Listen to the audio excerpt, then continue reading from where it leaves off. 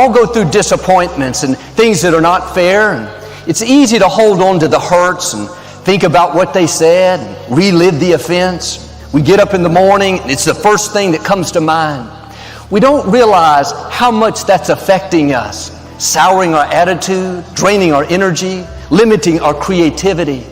If you're going to fulfill your destiny, you have to get good at letting things go. Is it real forgiveness if you refuse to forget the pain, the sadness, or the anger that the person made you feel? Is it real forgiveness if you won't let go of that? If you forgive a person, but you hang on to the anger, the pain, and the hurt, and you say you forgave the person, then you don't understand what forgiveness really is. Agreed. Forgiveness is not for the other person, it's for you. If people can understand that as long as they don't forgive, they're poisoning themselves. It's like hating somebody who's hurt you is like taking poison hoping they'll die. It's like me being mad at somebody who hurt me that's out having a good time and don't even care that I'm mad. That doesn't hurt them. You can't sip the poison of unforgiveness and expect them to die. Forgiveness is for you. Forgive and grow. I had to let that luggage go. You see, your mind is when you go into a service station to get gas, you don't go in there and just start pumping. When you push the lever up, it clears the previous bill. By the same token, if you want to begin to move, you've got to clear your mind of all the unnecessary luggage and baggage that's weighing us down. I couldn't move. I couldn't think about what am I going to do to get out of this situation because I was so concerned about what happened and what he did to me and how bad it was. I was so stuck in that I couldn't even focus on what I should have done. Feeling sorry for myself and angry, and none of that was taking me anywhere. So pretty soon I learned through effort, made a conscious, deliberate, determined effort. I had to let it go. I had to forgive it. Let it go and begin to focus on developing myself. And I say to you, you're going to have people to do things to you. Things are going to happen to you. And the most important thing to do is to harness your will and let it go and move so you can grow, so you can get on with your life. It doesn't matter about what happens to you. What matters is, what are you going to do about it? Amen. What are you going to do now, Les? How long are you going to tell everybody at the bus stop and anybody who would stand and listen to you? How long are you going to repeat the same thing over and over and over and over and over again?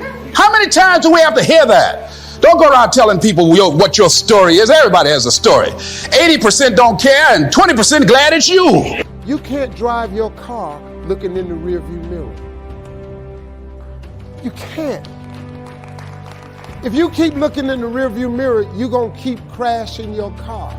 There's a reason why the rearview mirror is this big and the windshield is this big. That's a reason for it. Because all the rearview mirror does is allows you to see what you've passed and to prevent what you've passed from coming up on you again. That's all the rearview mirror is for. The windshield is your future. It's where you're going. It's where you're headed. I hope you all picked up this today. And think about that, how that affects your life. If you got someone who you feel has wronged you and you carrying that, that's like a cancer. And all it's doing is eating away at you. Do you know how many people I've had to forgive that have never asked me for forgiveness? You know how many people I just let go so I could just go where God had for me? Because I just ain't have no more time to spend no more time thinking about that. Jesus said, offenses will come. He didn't say they might come. If you're a good person, if you're nice, nobody will do you wrong. He said, disappointments will come. Betrayals, things that are not fair will come.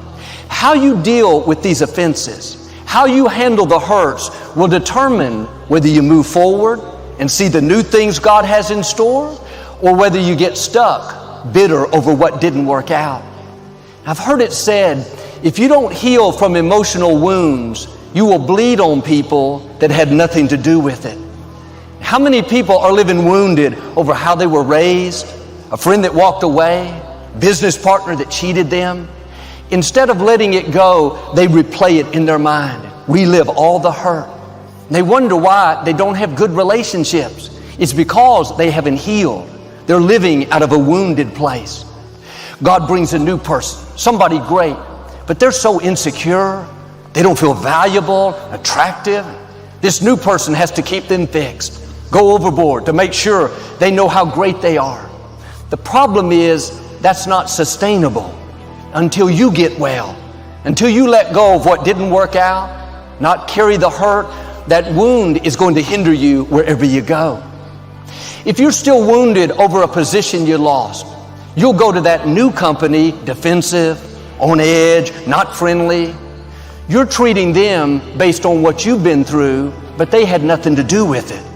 It's much more freeing when you learn to let things go. Wasn't fair? That's okay. God will be your vindicator. He'll take care of who did you wrong. It's not your job to pay people back. They hurt you once. Don't let them continue to hurt you by holding on to it. You lost a loved one. I know that's painful. It's okay to go through a season of mourning, but you can't hold on to the hurt. Living in mourning is going to keep the new doors from opening. You have to heal so you can see the new relationships, the new opportunities. I have to let that go. All of us got stories to tell. Chicken Man allowed his tragedy to destroy his life. All of us have experienced some tragedy, and if we haven't, we will. And you can either let it destroy your life or you can build upon it. You can permit it to let it hold you down, or you can decide, I'm not going to let that happen to me. I'm bigger than this. Make a declaration to yourself. Declare all out war that you're going to get out of this rut. I don't care how good you are. I don't care how talented you are. I don't care how much you work on yourself. There are some times when things aren't going to go right. They just are not going to go right. There are times when anything that can happen will happen. Murphy's Law will be knocking at your door. Why? I don't know why. That's called life. And you have to deal with it. Sometimes your life will be in a slump, just like sports. Some of the best shooters can't hit baskets different times in games. They get in a slump. Do they sit on the sideline and say, I just didn't hit a basket today? No, they continue to execute. I suggest to you that if you are facing a challenge, don't stop. Stay busy. Work your plan. Continue to do those things that you know that work for you after you have evaluated yourself in the situation. Continue to move. Stay busy, stay busy, stay busy. Doesn't have to be big things. That man that cut you off in traffic, let it go. Don't let that sour your day. Your time is valuable. That's a distraction trying to get you off course, offended over something that doesn't matter. That clerk that's rude to you at the grocery store, just smile and move on. I've learned life is full of wounded people, people that haven't dealt with the negative things in their past. At times they'll be disrespectful. They'll say things they shouldn't, do things that are hurtful. You can't stop the offense from coming, but you can keep it from getting down in you. How much time are you spending offended, bitter, holding a grudge? How much more could you accomplish if you would start letting things go? How much better relationships would you have if you would get emotionally healthy? If you would let go of what people said, forgive the person that did you wrong, quit reliving the hurts? To really enjoy a happy, successful, healthy life, you've got to be willing to go against the tide. You've got to be willing to harness your will and say, in spite of this, I'm in control here. I'm not going to let this get me down. I'm not going to let this destroy me. I'm coming back, and I'll be stronger and better because of it. You have got to make a declaration that this is what you stand for. You're standing up for your dreams. You're standing up for peace of mind. You're standing up for health. You want it, and you're going to go all out to have it. It's not going to be easy. When you want to change, it's not easy. If it were in fact easy, everybody would do it. But if you're serious, you'll go all out. So yes.